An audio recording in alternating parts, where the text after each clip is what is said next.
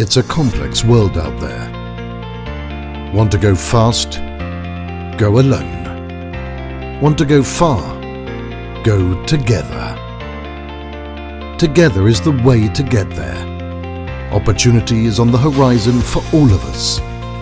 So say goodbye to I and say hello to unity. Unity in the way we live. Unity in the way we work. Unity in the way we play. Unity is an ethos. It is a power. It is a commitment. Opportunity lies in the way we navigate, in the way we create.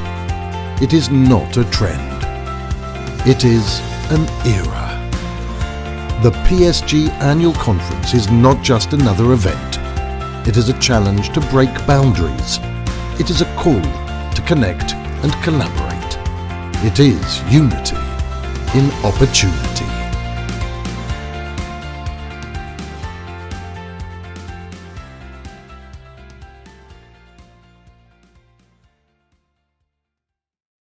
So, welcome back, all the PSG advisors, staff, but more importantly, we're excited to invite you, our industry peers, to this year's virtual event. Our lineup includes local and international speakers, an offshore panel for our wealth advisors, and 2 insurer speaker sessions. The events platform is filled with interesting content where you can browse our speaker profiles and join virtual breakaway rooms.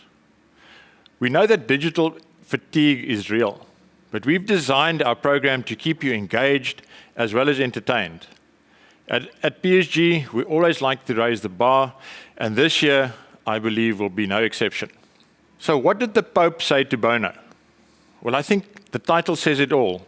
Only David McWilliams, global macroeconomist, advisor, journalist, adjunct professor at the Trinity College in Dublin, can introduce an element of lightheartedness into economics. David is a prominent international economist. He's one of the most influential and insightful economists in Europe. He's widely regarded for his brave and accurate forecasts and predictions, and has a rare knack to demystify economics and make it accessible to all. His podcast is ranked one of the most listened to podcasts in Ireland. David will be moderated by Sarah Freeman, today who is the editor of Business and Finance magazine in Dublin. Over to you, David and Sarah.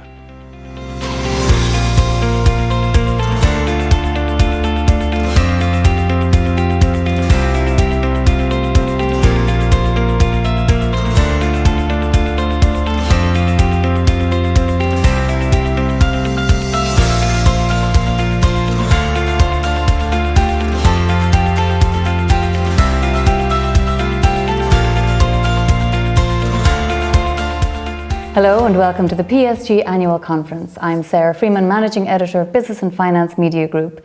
Today I'm joined by David McWilliams, renowned economist, author, journalist, broadcaster and documentary maker. David, welcome. That's quite a mouthful, Ness. It's quite a mouthful. How are you? How are you? I'm very good. How are you, David? Great. It's lovely to be here in this crazy year. What a year it's been. A global pandemic, economic crisis, changing geopolitical landscape. Can you set the scene a little bit and tell us where are we economically at the moment? Well, before we do that, because we're talking to South Africans from Dublin, okay, I'd like to thank them for the loan of CJ Stander, that they gave us this spectacularly rough diamond 10 years ago that we managed to shine up to be one of the greatest rugby players Ireland has ever and has never produced. So to South Africans, thank you very much for CJ. We've put him back on the boat, I think, last week or the week before. Himself and his missus and his kids have gone back, I think to the Cape. But we're looking for a few more. If you have a production line of really good back row forwards, we'll take them all. Wouldn't you think so, Sarah? I think so. Credit where credit is due. Absolutely. Very fair. So apart from that, Sarah, we are at an amazing tipping point in the global economy. Really, something is very, very interesting is going on, and I'm not sure that people appreciate quite the extent of the change. So the way I like to look at economics is these, what I've called very large super cycles, right? Cycles that go on for maybe 10, 15, 20 years, or in some cases 40 years. And those cycles are ideological, they're intellectual, they're political, they drive the way the economy works, they drive the way the economy is biased, and they drive the outcomes, right, for financial markets, for society, etc. And if you look at what is happening now, we are moving into a completely new phase of economic policy making, which is starting in the United States, but what we know is that what starts in America tends to percolate into the rest of the world.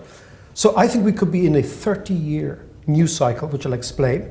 But in order to do that, let's go back. So if you look, Sarah, at the last, it's a long one, 100 and, let's say, 20, 130, maybe even 140 years of economic history. Right. You can identify 4 or 5 major cycles where ideology, politics, and sociology came together. So the first one is probably from about 1860 to the First World War, and that was the era of the gold standard. And this gold standard, it was the era of mass emigration of Europeans out of Europe. Like, again, if you look in South Africa, it's also the period of the great gold rush around Joburg. Huge influx of Europeans into not just South Africa, but Argentina, the United States, etc.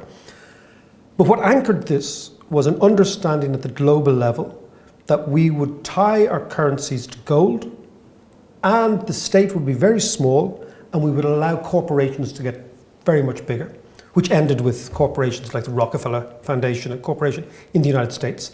That period was a period of significant economic growth, but significant inequality. Okay, the inequality came, we used to call it the Gilded Age, right? And it ended with the First World War. Mm-hmm. Then the First World War ends, and between 1920 and 1940, you have another period, but this is more of a chaotic period of economic policy, where you have inflation, hyperinflation in Europe, followed by a massive depression, and the emergence of what's called Keynesian economics, the economics of Keynes, where the idea was the state, which had been denigrated in the Gilded Age, becomes more muscular. Then you have another period between, let's say, 1945, 1946, and 1980, which is the period of the mixed economy, where governments increase spending dramatically, where central banks finance everything, where the bias of policy is towards inflation, not deflation, where you get the building all over the Western world of the welfare state, of free education, all these things that we take for granted now. Sure. And this period ended abruptly with the hyperinflation of the 1970s, after the oil crisis, which again was a localized scrap between Israel and the Arabs, but obviously became a big global issue. Oil prices go up, inflation goes up, and people think, hold on a second, we need a policy to get rid of inflation. In the background is Milton Friedman, this economist, and he's talking about monetarism, which basically means take the state out of the economy, make the state small, and put all the burden of economic policy onto the central bank at interest rates and exchange rates and the quantity of money in the economy. Friedman, like every theoretician, could have remained in the background in Chicago, but his ideas were embraced by Ronald Reagan. And in Ronald Reagan, he had a champion. Right. And Ronald Reagan had an acolyte called Mrs. Thatcher. And together, the two of them took Friedman's ideas, and for the last 40 years, since 1980 to 2020, monetarism, which is now called neoliberalism, has been basically the way in which we run the countries. The central bank is the top dog. Its obsession is reducing inflation. One of the problems with reducing inflation is two things. One is, if you reduce inflation, what you do is you bear down on wages, right? So basically, wages tend to fall. And when wages tend to fall, profits tend to rise. So this is why this has been an amazing period for stock markets. Like, we've had a bull market in bonds and stocks for 40 odd years, right? What it also does, though, is if you decide that your only target in global economic policy is inflation, then what you do, you're blind to what's called asset price inflation, where you get booms and busts in stock markets and housing markets and all sorts of various markets. And these have been characterized, these 40 years have been characterized by these booms and busts. You have .com, you have the Asian boom and bust, you have emerging market boom and bust, and then of course you have 2008. But the real upshot has been the rise of inequality between the working man and the 1%, or the 10%, or the 15%, however you want to judge it. Sure. And now we are in a new period where there is a new economic policy, which is called MMT, called Modern Monetary Theory. And it has been driven amazingly by the White House. That's what people don't understand, that the White House has turned radical. The White House is now a hotbed of radical economics.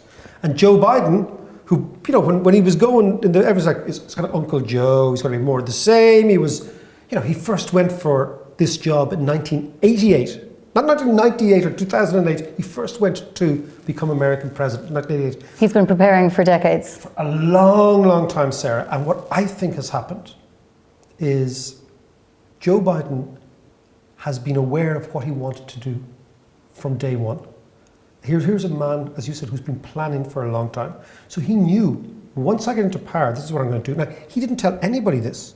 If you go through all his speeches, all the way through, during the campaign, there was nothing about MMT.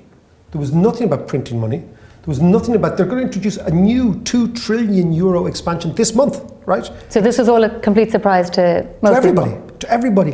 And I don't think anybody's really digested it yet because of the pandemic. It's because everyone's saying, okay, well, this is all pandemic related and we can understand and COVID, but I think it's much more fundamentally an ideological shift.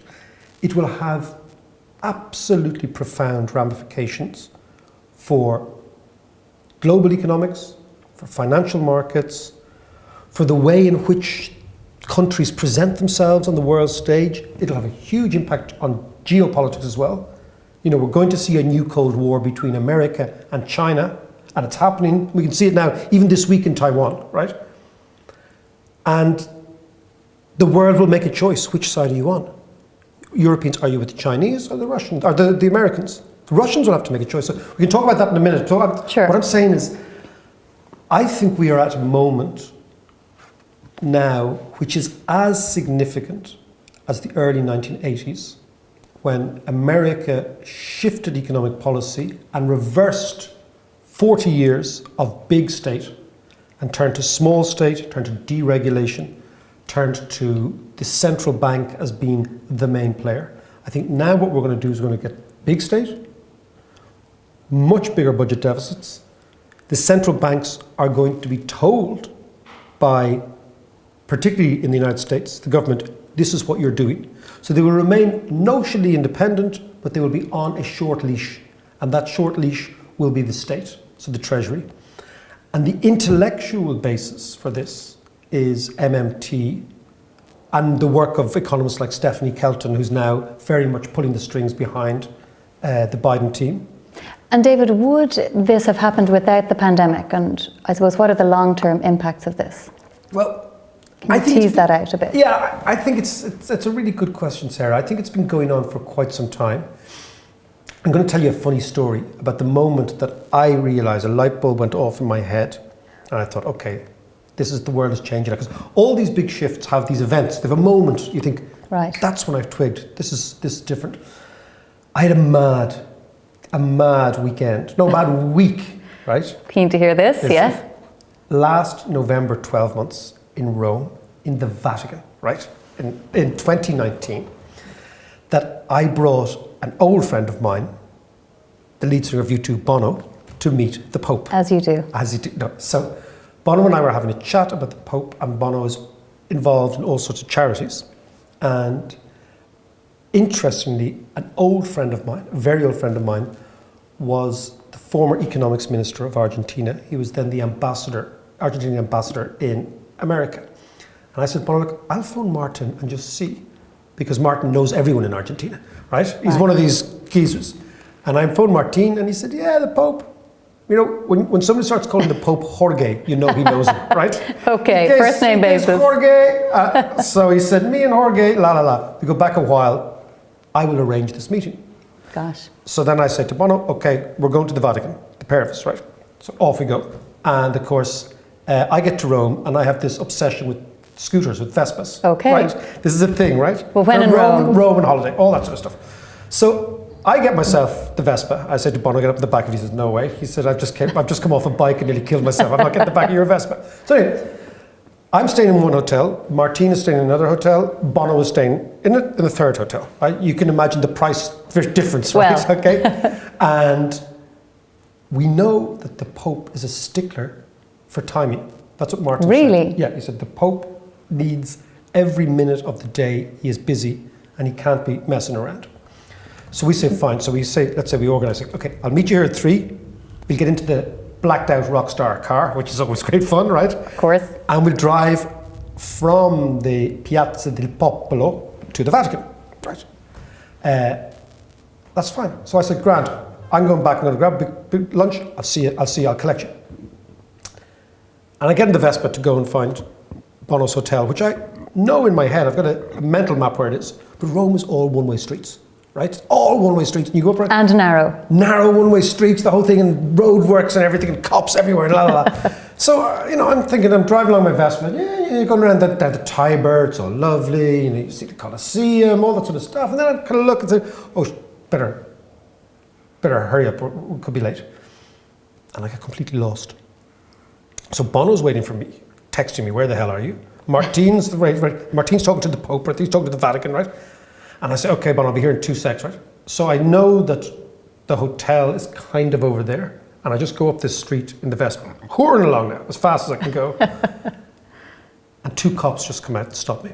The Carabinieri, and they've got the little red stripe down the whole thing, and they look great, you know. Very well and everything's groomed, waxed and coiffed and the whole thing.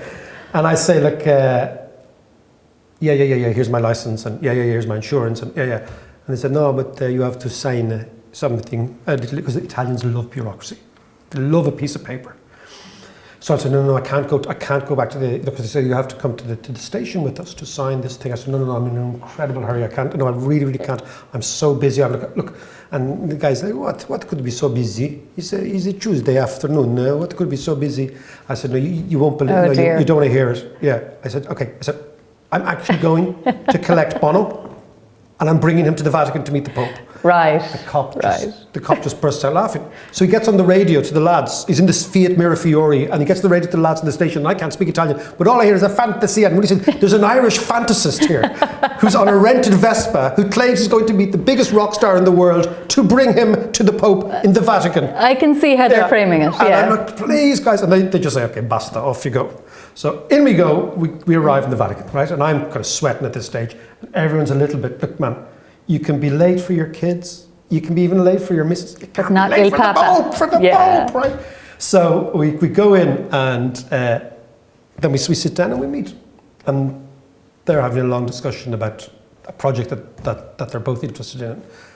And then we start talking about economics, and because the Pope knows Martine, and Martine's an economist, and then he knew that I was an economist, so we were all talking about this. And at a certain stage, and this is the light bulb moment, he said to us, in Spanish, but translated by Martine, that his big fear for Europe and America, like, think about this, was right in the middle of Brexit, right in the middle of Trump.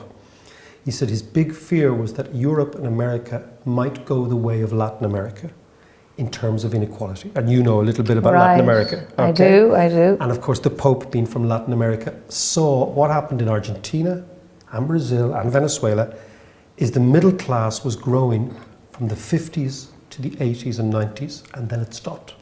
And the middle class growth has reversed, and inequality has gone through the roof.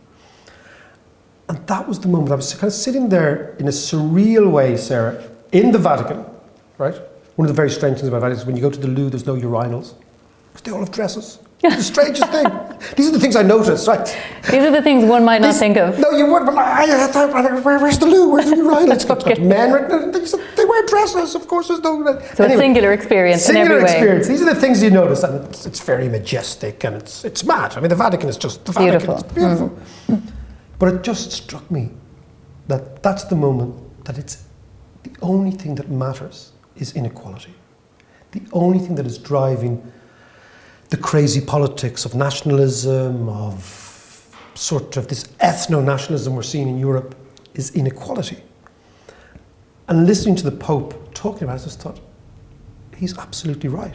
That's it. And unless we change tack, we are going to hurtle down this Latin American road. And now we have changed tack. This is the interesting thing. that it's Biden was also having these conversations clearly with other people.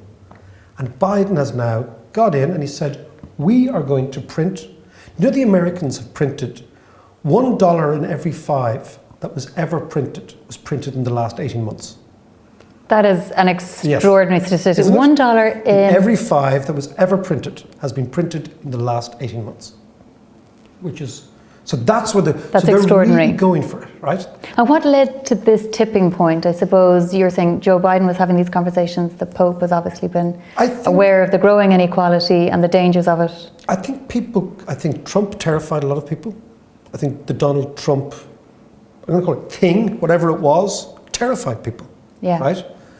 I believe that the United States understands that it has to stand up against China, and to do that, it has to be an economy firing on all cylinders. It cannot just be an economy that works for the 1%. I think Joe Biden, deep down, is a blue-collar man. So if you look at the Obama administration, the Obama administration was all Harvard, Ivy League swats. Yeah. It was the meritocracy, right? Right. Biden has none of that. Biden has none of those people. His people are much more likely, to be Irish blue-collar working class people, to be African-American blue-collar people. He is bringing the Democrats back to where they belong, which is the party of the left wing. What Obama did and Hillary Clinton, I remember the last day the day before her inauguration, she had her final do with Jay-Z and Beyonce. You're not talking to the average person. No. No. And the Democrats got sucked into this crazy alliance of Wall Street, Silicon Valley, and Hollywood. That's what they were always hanging out with actors. That triumvirate, yeah. Yeah, and there was a corridor between Wall Street and the White House, which meant that all policies were going to be Wall Street friendly. Biden has stopped all that. He's building roads, railways, nurseries. He's sending people checks in the post. I mean, this is totally So David, new. that begs the question, I suppose, we saw a changing of the guard and Joe Biden became the 46th president in January. And I suppose there was an assumption maybe from a lot of people that his administration would pick up where the Obama administration left off. But clearly what you're saying is that we're already seeing something different, possibly even more radical. He's much more radical. Biden is a radical president. And it's interesting, he's an older man who kind of says, okay, well, the clock is ticking here. I'm not going to be around all the time. I have a responsibility that I have appreciated and absorbed over the last 40 years, 50 years. 50 years. Yeah, as a Capitol Hill guy. And I'm going to change this country. He is like FDR. He's like Roosevelt. And so what he's doing is he's saying the rich guy is no longer at the top of the table. The poor guy is at the top of the table. What we're going to try to do is give the poor guy income, give the poor guy dignity. This is much more important. And make sure that the poor guy isn't radicalized. That poor, what they call the lower middle class in America, the working couples, working families, have got a stake in society. And that when they look to Washington, Washington has their back. And what he said to the Fed under Janet Yellen, is so in the past, the way in which economics worked, right? And I speak as a former central banker, is that basically you have the government, which is always trying to accelerate the economy, so pushing down on the accelerator. And the central bank is always pushing down on the brake. So they're tempering, yeah. So basically it's a battle as to who gets to set the speed of the economy. What has happened now is the government under Janet Yellen, but under obviously Biden, has said, look, to the Fed, guys, there is no inflation, right? We don't have to worry about inflation. When we have no inflation, monetary policy doesn't work. Okay, and by that I mean when you cut interest rates to zero, you can't cut them anymore. So your ammunition is over. So in order to get the economy going, somebody else has got to start spending. As Jay Powell, the head of the Fed, always says, the Federal Reserve can lend, but it cannot spend. So basically what the bank is doing, the central bank, is it's issuing currency to the American state, and the American state is spending it. And this is the core of MMT. MMT, at its very, very root, and this is the big intellectual change, and this is as big as Keynesianism, it's as big as monetarism, we just don't appreciate it yet, but we will, right? Is what MMT says is that All other economic theory before this said a government can only spend taxpayers' money, and there is a constraint on a government based on how much tax.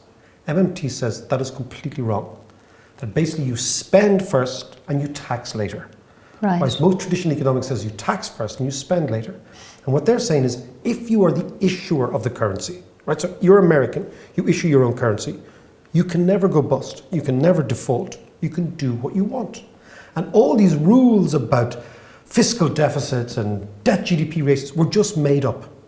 And they actually serve to profoundly undermine the actual potential that is there of the economy to right itself and the state to lead. And what they say is the only thing we should be worried about is inflation down the road. And if you're happy enough with inflation, then you should spend, you should expand. And they want to do really radical things like introduce a minimum job guarantee in the United States, where Really? everybody will have a job. So explain that to me. Tease that out a little So what bit. they're saying is that nobody needs to be idle, right? Does that sound like it's verging on other? Yeah, I mean, this is Marx without Marxism, Right. This is a form, and this is what always happens, that all great ideologies have the seeds of their own destruction within them. So neoliberalism, the seeds of neoliberalism's destruction were inequality. It was there all the time. Okay. Because rich guys, so basically what happened between 2010 and 2020 is we cut interest rates down to zero, and the idea was that we would reflate the economy after the crash, but we would do it via driving up asset prices. And then as people felt richer, they spent more, and then others spent more, so it kind of trickled down to the lower orders, if you will. But the problem with that is, Sarah, if you drive up asset prices at the same time as you're driving down wages, Yeah. what you do is you make rich people rich because rich people are rich because they have assets. That's why they're rich. You have Sure. stuff, right? You're poor because you don't have stuff. So what we are now, we're looking at a profound change. And this could go on for decades. And what would the impact be on the rest of the world? Because obviously we know Yeah. where America leads, often others Well, I think the follow. first thing is, because our audience will be involved in markets, we are going to go into a 20-year bear market in bonds, right?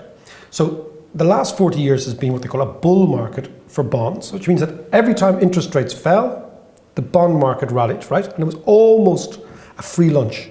So as a corporate strategy, as an investor, you could say, look, let's just buy bonds and walk away, which is why companies like PIMCO became so huge, these big bond funds, right? That was all predicated on the long-term trend of interest rates going to zero. That was reversed. Last summer, interest rates in America went to, I think, 0.7% long-term rates. That was the peak, that was the end, right? Interest rates will go up, not very dramatically, but will continue to rise as the government continues to spend. And as what they call in America, it runs the economy hot, right? Okay. That's what it's doing, right? So it's going to push the economy. Remember that idea of the accelerator, right? It's going to push. That means that the last thing you want to be doing is buying bonds. We're going to go into a bear market in bonds. This is, ramifications for all sorts of fund managers in the way in which they position themselves. Right. The second thing is for emerging markets like, you asked the rest of the world, for emerging markets like South Africa, for example. South Africa has been caught in the last 30 years in what I would call the tyranny of the exchange rate. That every time the rand fell against the dollar, or the euro, but usually the dollar, right? You always know, you can always understand the fragility of a country's monetary system if taxi drivers know the US dollar exchange rate, Oh, interesting. right? So here in Ireland, nobody does. Nobody's any idea, because we're in the euro, it's stable. We're not worried We're about not the currency. dependent on that. And we're Yeah. not worried about it, right? Yeah. In South Africa, everyone knows. In Brazil, everyone knows. In Argentina, everyone knows. It's just part of daily It's part discourse. of daily life. Right. Your husband is Venezuelan. He is, Betcha. yeah. He knows the He exchange. certainly of the dollar. does, and he used to work as an FX trader. Yeah. Well, so there you go. Yeah. But he knows it, right? So, and the reason is the following, that the Washington Consensus, which was the last 40 years of status quo, global status quo, was predicated on emerging markets having to borrow in foreign currencies a lot because people didn't trust their currencies, and then always being a hostage to what were called current account implosions, that the economy would they'd borrow money, the money would come into the economy, people start spending, then people start spending on imports, then imports start rising, and suddenly they have a current account problem. That's going to disappear. Not disappear, it's going to be much less significant. So there's going to be much more latitude for emerging market economies to operate independently in this new world. You already see the dollar falling. I mean, the dollar has been falling for quite a while, which makes sense because they're printing lots of currency. So from a very narrow economic finance world, the first takeaway is a bear market for bonds could be going on for 20 years, right? Because this is a big policy. Because the Europeans will follow. We can talk about Europe in a second. Sure. Europeans will follow suit. That's the first thing. Second thing, there's going to be significant more latitude for emerging markets. Right. Which is a good thing. And the idea that emerging markets will continue to be bullied by the dollar exchange rate will be something that will be a thing, not of the past, but it'll recede as the background noise for policy making in these countries. So quite dramatic changes. I think huge. I mean, I think we're talking about the biggest change that I've seen in 40 years in economics. And you mentioned Europe there, so I suppose where is that? How is that going to evolve?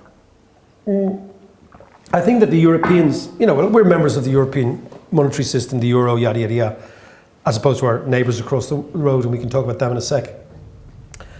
I think already this intellectual shift has happened at the European Central Bank. So the European Central Bank has basically said to every government in the pandemic, just go and do your thing. Do it, fix it. Don't worry about budget deficits. Don't worry about debt GDP ratios. We will finance everything. Yeah. So what is actually just get it done, and we'll worry about that after. So what's actually happening all over Europe, European countries are issuing IOUs, little pieces of paper. Say, I owe you £1 billion. And you'd say, and we go to the central bank, the ECB, and we go to the discount window. Imagine the little window. And we give them the pieces of paper. Dutifully, yes. Give the little bit of IOUs, and they give us the money. And we spend the money. And that's what's happening. And it's that simple. And the chief economist of the ECB is an Irish guy called Philip Lane. Very, very clever guy. Mm-hmm. I've known him for a long, long time. Again, much more radical than people believe. And he is the brains behind it. So Christine Lagarde is the figurehead. And she's very political and all that great stuff, right? And you need that type of leader. But behind it, on the economic side, what they're doing is they're saying to everybody, look, we will not ever entertain anything like the euro. Do you remember we had a bond crisis in the euro 10 years ago? Yes. The currency crisis and money leaving Italy and money leaving Greece. And the poor old Greeks being stuck, right? The reason the Italians and the Greeks, and we were stuck, was that the euro is very strange. We're all members of the euro, but it's not our currency. So we can't print it. Whereas like the South Africans can print the rand if they want, right? And you can argue sometimes they print too much of it, right? But the Americans can print the dollar. So we're in this very strange situation that Italy is a member of the euro. It uses the euro, but it doesn't issue the euro. And that's a big deal. So it means that it's always going to be, unless the central bank bails it out, it's always going to be susceptible to crises in financial markets, Italian bonds or whatever. However, the European Central Bank has clearly indicated that it is going to buy everything that's not nailed down, in effect, right? Right. And so the whole thing is, so intellectually we're in a totally different space, which is how the world will look when we come out of the pandemic. Well, I was just going to, I suppose you're talking about the next couple of decades and how things are going to look. I mean, there's light at the end of the tunnel. The vaccines are being rolled out across the world. Yeah. Well, we hope. We won't get them till, you and I won't get them till October, November, I'd say. No, very possibly not. I mean, it's a while away, but it is happening. We know it's happening. My mum has just got her second one now, so she's out. She's happy as Larry. I mean, and my mother's had the first one, so I mean, it's a great relief. Obviously much younger. Obviously much younger, Sarah. Obviously. In my advanced age. That's right. But I suppose the general consensus is that we're all going to emerge from this like the roaring 20s all over again. Champagne and short skirts and dancing. Who doesn't like champagne and short skirts? Who doesn't? Who doesn't like champagne, short skirts, the can? But would you agree with that? I would subscribe to that, yeah. You would? I do, yeah. I think I have, obviously because we've had a year to think about all this sort of stuff, I have bizarrely gone back to various pandemics and seen what happened. The amazing thing that the Black Death, right, was responded to by this enormous effervescence of creativity, ending with the Renaissance and the Reformation. Like this is what happened. You get this crazy shock in the 14th century in Europe. 1/3 of the population is killed. Yeah. And this is so traumatic, it changes the whole orientation of the European project, beginning in Florence. We could talk about Dante and Decameron, we could get all sort of philosophical here, but it ends with Leonardo. So the psyche and the cultural thing changes, yeah. And like the Roaring Twenties is exactly the same. If you think, right, the 20s is economically the most advanced decade. We got the introduction of electricity.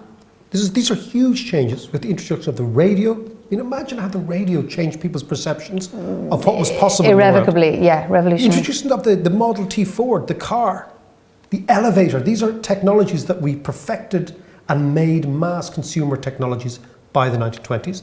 Also, if you think of the 1920s, 1922, James Joyce produces Ulysses, the book of the decade. You have Freud talking about, weird psychology. The Electra complex. Think about it. Yeah.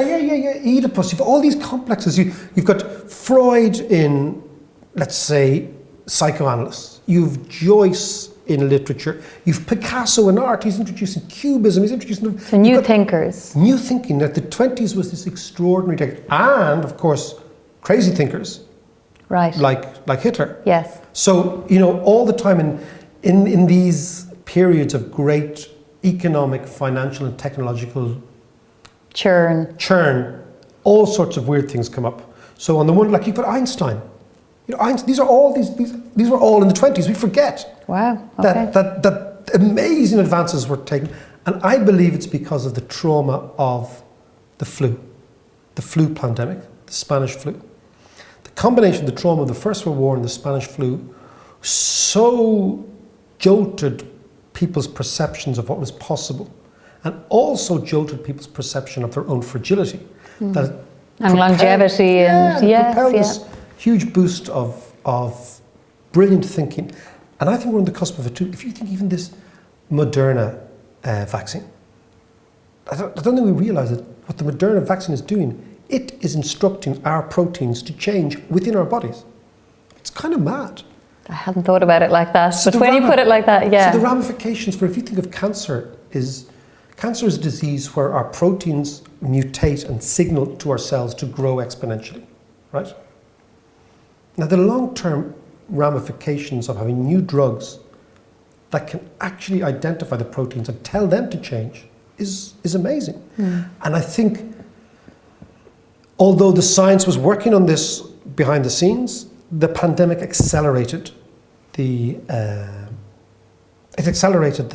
development of these things. Because had we not had the pandemic, Pfizer wouldn't have put all the money into Moderna, AstraZeneca, yada yada yada. So all these things are amazing. And if you think, there was an amazing biologist, technologist called Jonas Salk in the 1950s, who came up with the cure for polio, the vaccine for polio. And the vaccine for polio was groundbreaking because lots of people died of polio. Like, we forget because we eradicated it. But what Jonas Salk did is he said, he was working for years on this. He was an American of Norwegian descent. And he gave it away. He never patented. There is no patent on the vaccine for polio. Really? Because he said, our job is to be a good ancestor, which is a lovely expression. Yeah. We've got to leave the place in a better way than we found it. The humanity of it is lovely. And my sense is that while the pharmaceutical companies might be thinking, happy days here, I think our whole orientation will change towards the green economy, towards the environment, towards being custodians of the planet, towards... People will, after this pandemic, I think people will say, we dodged a bullet there. Yeah. And what's coming over the hill could be more virulent, and we have to be a little bit more humanitarian. I think. And we'll hopefully take the changes that we've seen and make the most of them. I think so, yeah. And David, can I change tack slightly? I suppose there's been a lot of geopolitical changes on the landscape. Can you talk us through some of them, and what were the surprises you saw? Yeah, well, the big surprise, I think, is the unpopularity of China. I think that it doesn't really stem with this thing coming from Wuhan, but it is part of the background noise. Okay. China's position, if you look at all the survey data, in almost every country, China has become deeply unpopular in the West. And I think China itself has changed its orientation in the last 18 months, it was very much playing the game of catch up, and it was going to be a very responsible global citizen. I think now China has become much more aggressive, realizes that America's weak, realizes, I mean, last week alone, China became the biggest navy in the world, bigger than the American Navy. Really? And you think, why are they doing this? Why are they doing this? They're doing this to project their power, not just in the South China Sea, but they're doing this to project their power into the Gulf. So very, very soon, Chinese oil will be marshaled by Chinese military navy ships from the Straits of Hormuz to China. So because China is very, very dependent on hydrocarbon. It doesn't have its own internal energy, a bit like Japan as well.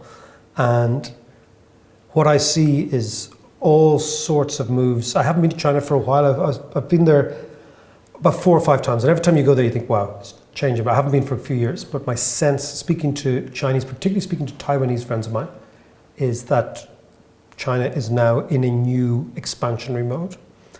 And it will seek to take over Taiwan. I mean, Xi Jinping has said that he's going to do it in his lifetime. Xi Jinping is, I'd say, he must be nearly 70. So that's imminent. That's soon. Very, very soon. And if the Chinese take over Taiwan, then really Japan is in their back pocket. Because even if you look at the map, you know, Taiwan is almost at the tail end of a tailbone of that archipelago, which is Japan as well. And the Americans really understand this, which is why Biden, I think, has recalibrated the Cold War to realizing, he's not saying to us Europeans, but they're as much as they're saying, look, you guys have got to make a choice. What side are you on? Germans, French, etc. And how will we respond? Well, it's interesting because the Germans are Germany has been the country that has probably gained most from the expansion of China, because Germany sells China stuff they can't make themselves, Okay. which is the key to China. And what is that? It's heavy machinery, it's know-how, it's basically the entire German manufacturing base is based on capital goods that are very sophisticated. What we see them as an end product is in an Audi car, but that's the sort of shiny end product. What actually goes into that is enormous amounts of technology, which the Chinese never had. So Germany, one of the reasons Germany has done so well in the last 20 years is that its exports to China have gone through the roof. Mrs. Merkel is very, very, wants to be closer to China. She also wants to be close to Russia, because without Russia, Germany freezes in the winter. Germany has no natural resources, and it's basically at the end of a gas pipeline from Russia.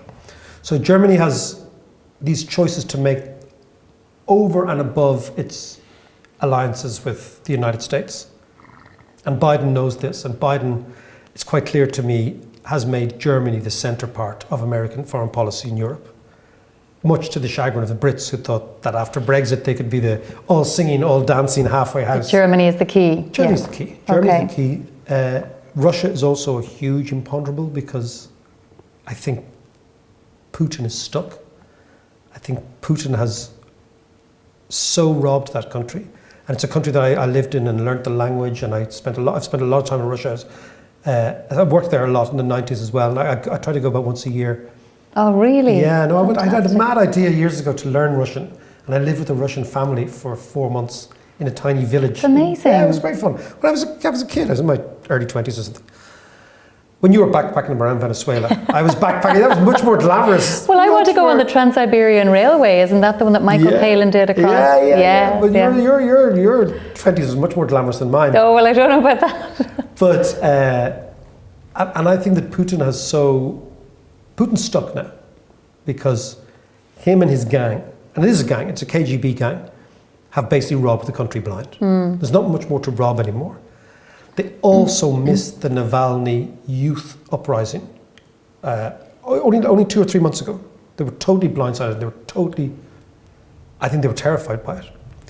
The reason they're saber-rattling now in Ukraine, they don't care about Ukraine or Crimea. Well, if you go to Russia, they've written on the wall there is Nasha Krim, which means our Crimea. Basically saying different, it's Russian, right? And it's nothing to do with Ukraine. And historically, that is the fact. I mean, Khrushchev gave the Ukrainian Communist Party Crimea, because Khrushchev was Ukrainian. It was like a gift after the Second World War. But Peter the Great, no, it wasn't Peter the Great, it was Catherine the Great took over Crimea in 1780 or something like that. So it's always been Russia. But the reason that Putin is causing problems there is he wants to get a summit with Biden, right? And at that summit, I think the Russians are going to play an extraordinary card, which is that there are 140 million Russians, right? And 110 million of them live in what's called European Russia, which is basically Moscow, St. Petersburg, just out to the Urals, right? Places we know, right?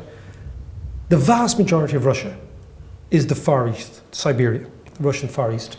There's only 30 million Russians live there, right? And they are old, and Moscow is sucking in all the talent, and these are very, very desperate places. Dying communities, I suppose. Totally dying, but they are the wealth of Russia, because under the ground is all the oil and the gas and the ore, right? So that's what Russia's wealth is from. But the Russian center is losing control of Siberia. It doesn't have enough people out there. And the problem is, right underneath Siberia is China.